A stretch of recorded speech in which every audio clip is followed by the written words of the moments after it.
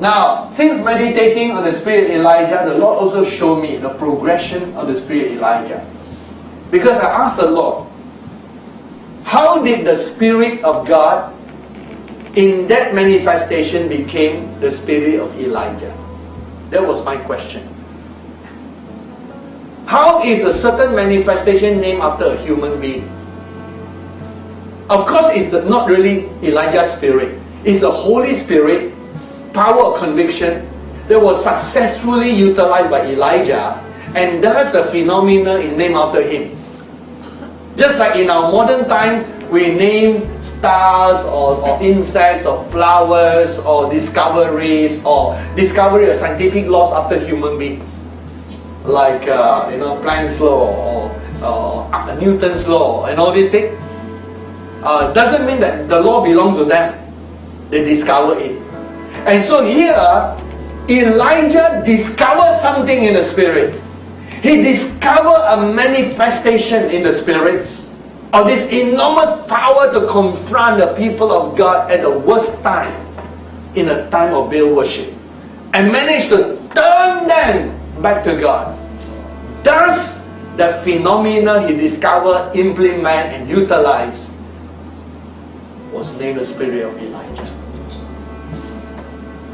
And then God showed that the spirit of Elijah has sevenfold iterations. It started in the time of Enoch. Enoch was like Elijah's sifu. Enoch was actually the mentor to Elijah. When Elijah was a priest, this part is not in the Bible. When Elijah was a priest, because the only thing you know about Elijah is from James chapter 5 and from 1 Kings 17. Nothing else is mentioned about him. But Elijah was actually a priest in Gilead. And at around the age of about 30, Enoch appeared to him. And Enoch told him to get his life before God, to prepare himself. And for about 20 years he prepared himself. Elijah, at roughly about the age of 50, started his ministry. And that is where in 1 Kings 17 it suddenly came out. He didn't come from nowhere. He has been praying for nearly 20 years. Now the spirit of Elijah is not just condemning people for their sin. The spirit of Elijah must first feel the sin in your own heart. See, what was Elijah actually doing before he manifested himself in the ministry?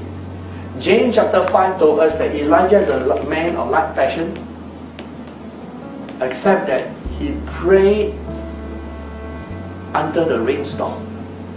That part the Old Testament didn't tell us. New Testament told us. He prayed. Now what actually was he praying?